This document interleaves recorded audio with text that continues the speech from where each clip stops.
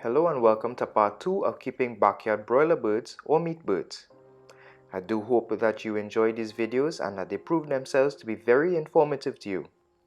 In this video we're going to look at weeks 4 to 6 in keeping backyard broilers.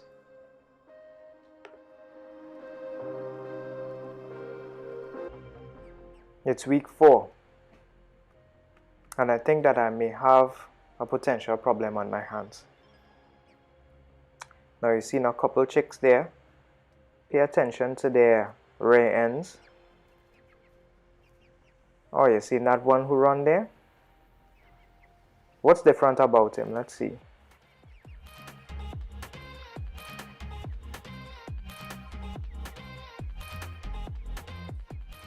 That's right, you guessed it. It looks a little bit thick in the back end, right? Yeah. That's a condition called Ascites.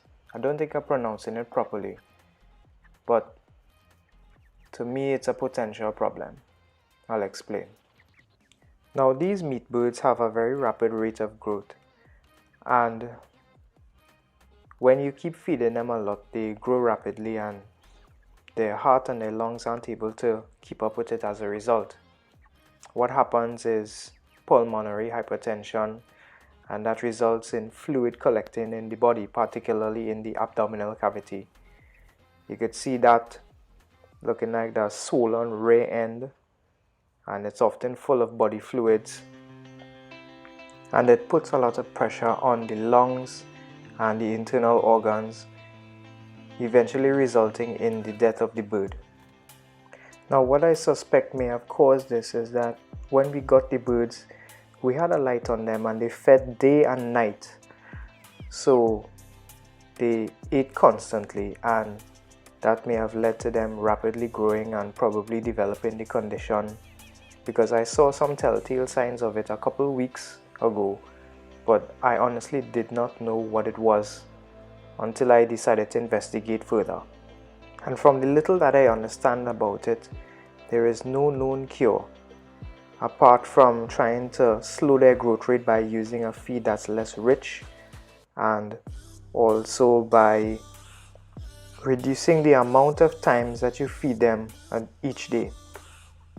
Veterinarians also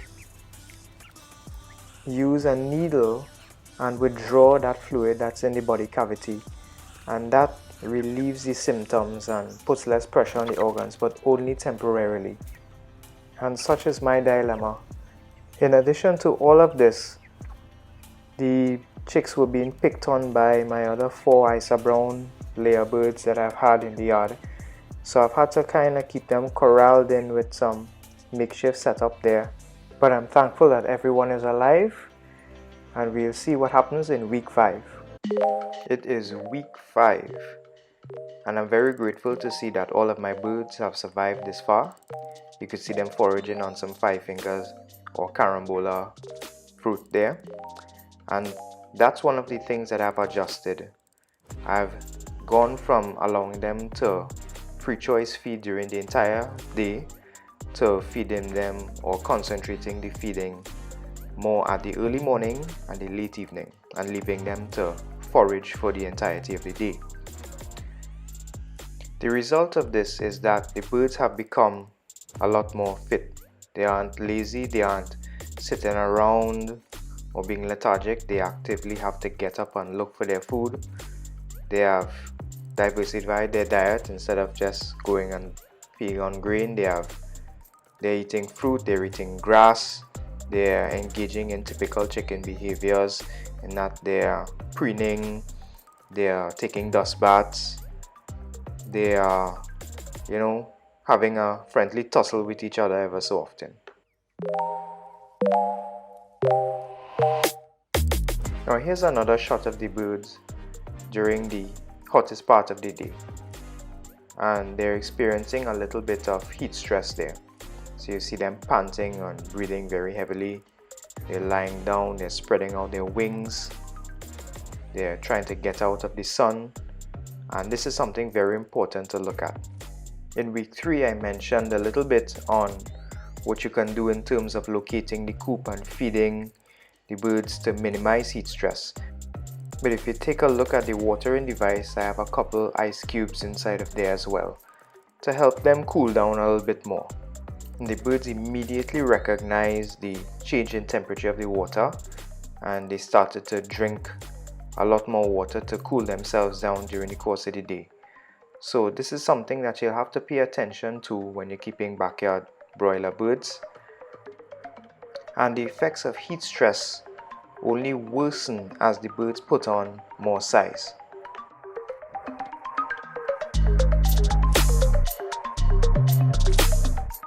If by chance you see a couple of the birds having darker than usual faces, it's because they have been eating the five-finger fruit, and the juice from the fruit actually attracts a lot more dust when they wipe their beaks on the ground after they've eaten the fruit.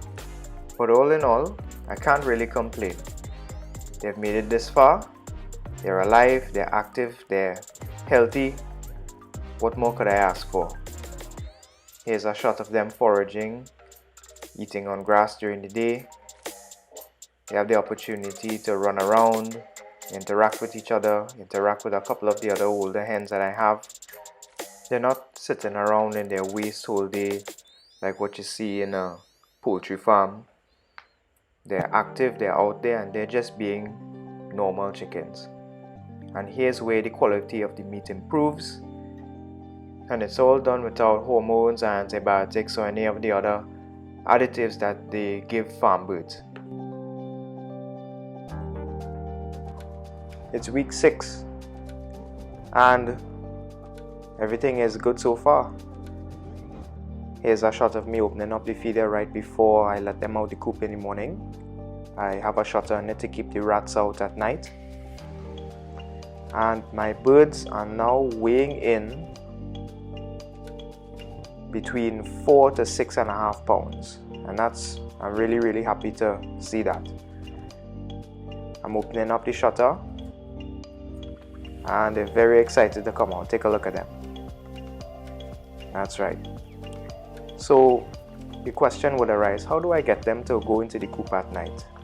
And the answer to that is, you have to take each and every single one of them one by one and usher them up the ramp and put them in the coop at night. And that process over several days of putting them in and letting them come out on their own, they sort of memorize where they have to go.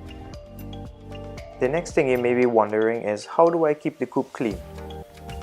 Well, let's take a look and see. As I mentioned to you before, this is basically a big box that has a deep litter of wood shavings in it.